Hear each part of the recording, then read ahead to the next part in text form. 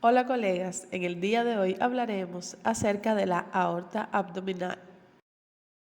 La aorta abdominal comienza a la altura del diafragma a nivel de la undécima o duodécima vértebra dorsal y discurre inmediatamente por detrás del peritoneo y delante de la columna vertebral. En su descenso se desvía ligeramente a la izquierda de la línea media hasta la altura de la cuarta vértebra lumbar, donde se dividen dos arterias ilíacas comunes. A lo largo de su trayecto va emitiendo ramas que pueden ser identificadas fácilmente en la ecografía, como el tronco celíaco, la arteria mesentérica superior, las arterias renales, la arteria mesentérica inferior. Dichas arterias pueden ser usadas como puntos de referencia para determinar las localizaciones patológicas en la aorta. A la derecha de la aorta abdominal discurre la vena cava, que tiene un aspecto aplanado en comparación con el aspecto circular de la aorta. El objetivo básico cuando se valora una ecografía de la aorta abdominal es descartar aneurisma, especialmente si hay complicación, ya sea disección o rotura. Un diagnóstico precoz de este problema médico claramente puede salvar la vida del paciente.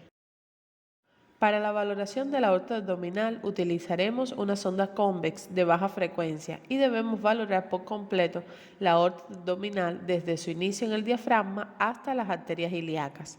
De forma protocolizada debemos realizar los siguientes cortes: transversal de la aorta proximal, transversal de la aorta medial, transversal de la aorta distal, transversal de la aorta distal a nivel de su bifurcación en las arterias ilíacas y longitudinal de la aorta abdominal en toda su longitud.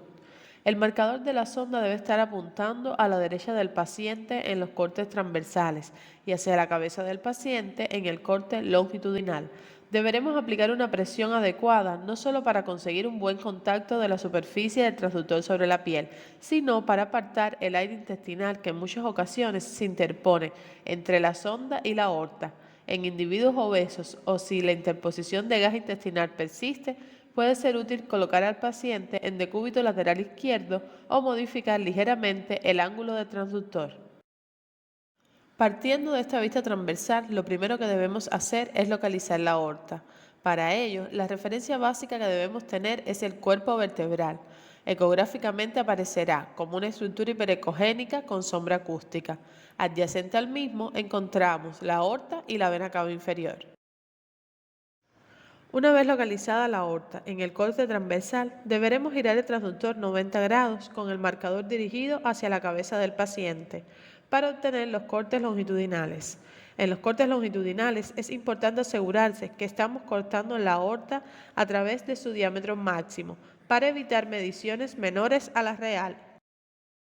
Sabremos que nos encontramos en el territorio de la aorta proximal cuando veamos el parénquima hepático, las ramas de la aorta y la cava inferior. La aorta distal se encuentra justo por encima de la bifurcación de las ilíacas. Para ello debemos colocar el transductor a nivel del ombligo. Como conocemos, la ecografía se emplea con frecuencia en la detección y control de aneurismas aórticos. Es una patología frecuente que presenta una fuerte asociación con la aterosclerosis. El 95% se desarrolla por debajo del origen de las arterias renales. El límite superior del diámetro normal de la aorta es 2,5 centímetros en el diafragma, 2 centímetros en abdomen medio y 1,8 centímetros en la bifurcación. Se considera que hay un aneurisma cuando hay una dilatación focal de la aorta que mide 3 centímetros o más de diámetro. Asimismo, un diámetro superior a 1,5 centímetros de las arterias ilíacas también es sugerente de aneurisma de las mismas. Las aortas aumentadas de calibre que no alcanzan los 3 centímetros se consideran ectásicas. Los aneurismas con mayor riesgo de rotura son los fusiformes, con más de 5 centímetros de diámetro. Por tanto, debe considerarse la cirugía cuando un aneurisma alcanza los 5 centímetros, porque el riesgo acumulado de rotura en los siguientes 8 años es del 25%. El crecimiento rápido de un aneurisma de aorta también es indicación de cirugía.